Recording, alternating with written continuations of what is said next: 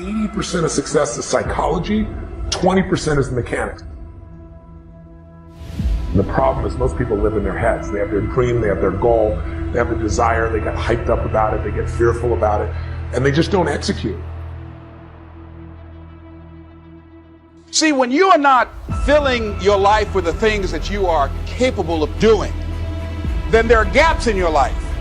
And what we do when we're not living out our true identity, we begin to fill the gaps. We fill the holes with garbage, alcohol, drugs, worry, self-destructive behavior. So when you begin to look at your life and you know that you're not doing what you can do because you have allowed yourself to be held captive by your fears. Now, when you don't have a true appreciation and acceptance for who you are, and you allow yourself to be immobilized by fear, what happens in the process is that you begin to abuse yourself. You begin to sabotage your life, you begin to sabotage your dreams, you begin to unconsciously work against yourself. You become your own worst enemy. So what do you do about that? I need a mission. We all need a mission. That's what life should be, is a mission. That's what gives your life purpose and focus and drive and ultimately satisfaction. There's things that you know you're supposed to do as a human being, things that you know are going to improve your life. Do those things. There's things that you know are going to make you a worse person and make your life worse. Don't do those things. And sometimes people ask me what to do if they don't know what their mission is or what their mission should be. And I tell them, if they're in that situation, to go help someone. Go help someone else. Make that your mission. Because that will make you better, and it'll make the world better. And eventually from that, you'll see what your mission is.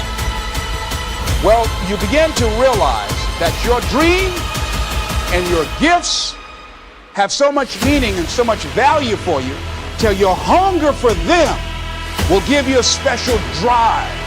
As you work on yourself, as you begin to acknowledge your true identity, the true power that you have, the true capacity you have to bring about change, the miracle working power that you have within yourself to do the things that you want to do. You only live once, so do what you feel passionate about.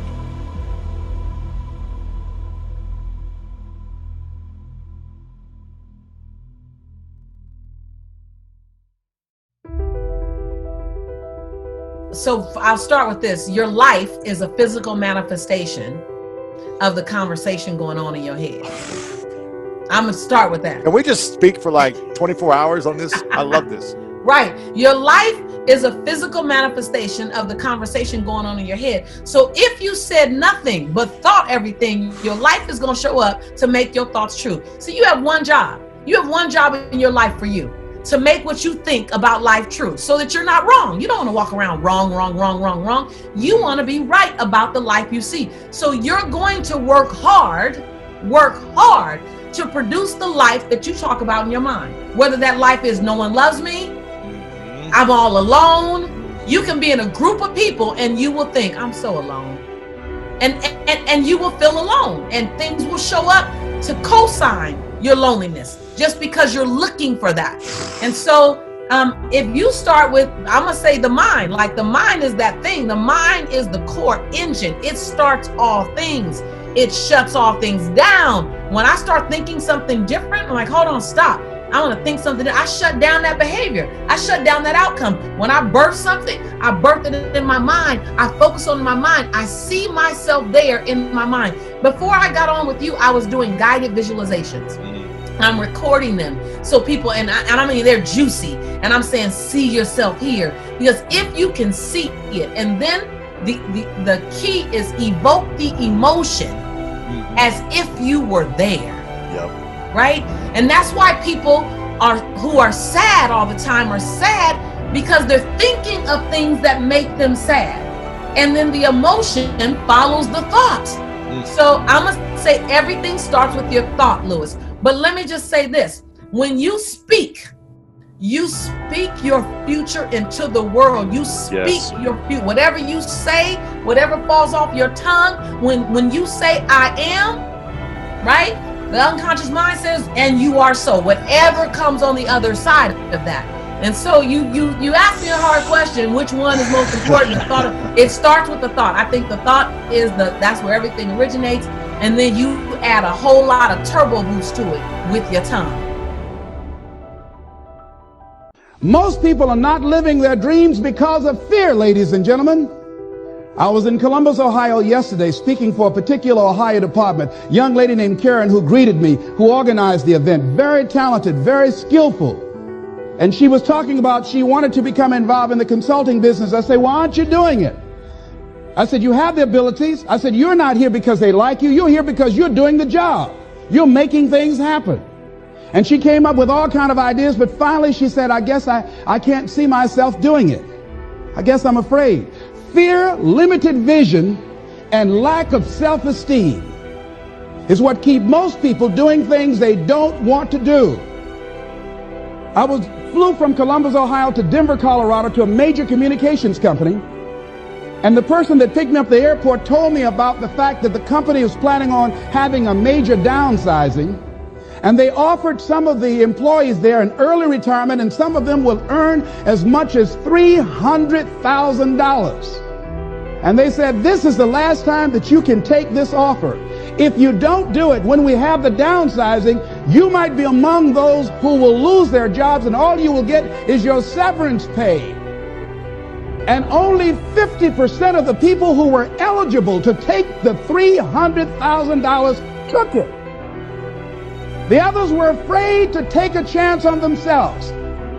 The others couldn't see themselves beyond that company. They couldn't see life after that company.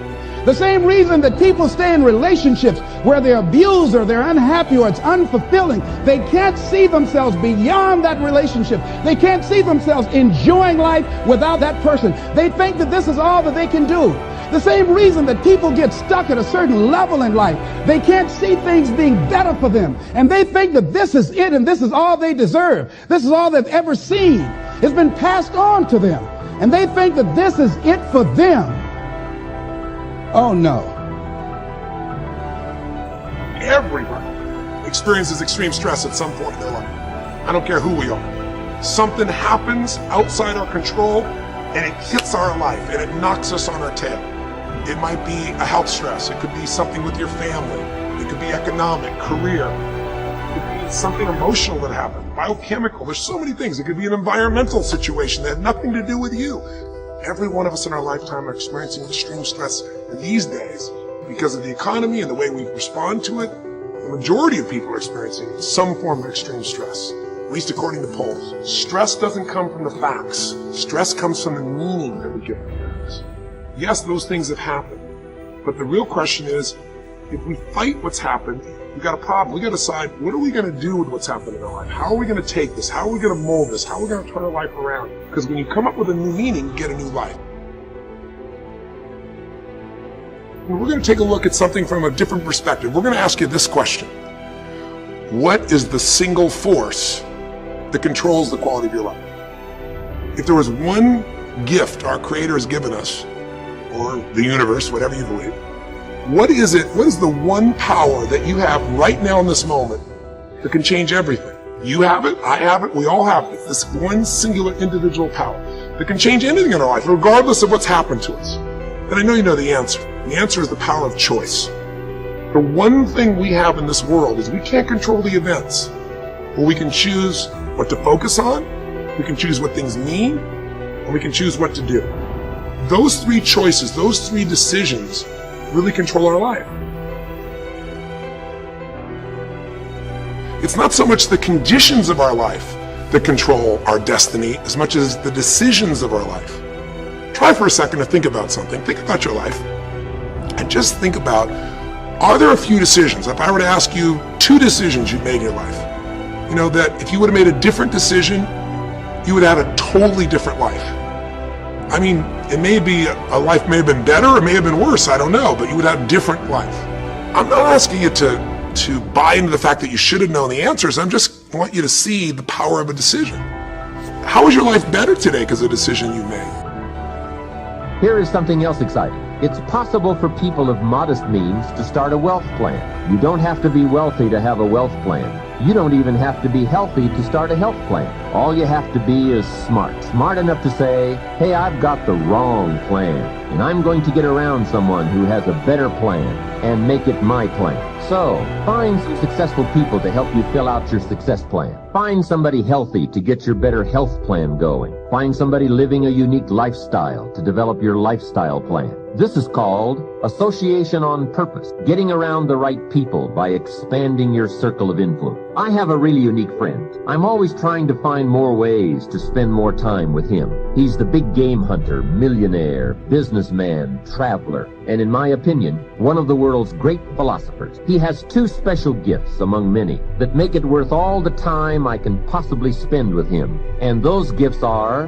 one, the ability to absorb, the ability to soak up a day and all of its events. His memory is uncanny. I swear he remembers in detail almost every day of his life and every book he's read. I think it is more exciting for him to go to Spain and come back and tell you about it than it is to go yourself. And the reason is, when he's there, he doesn't miss anything. He picks up the sounds and the colors, the experiences and the happenings. He absorbs like a sponge the sight, the people, the whole scene.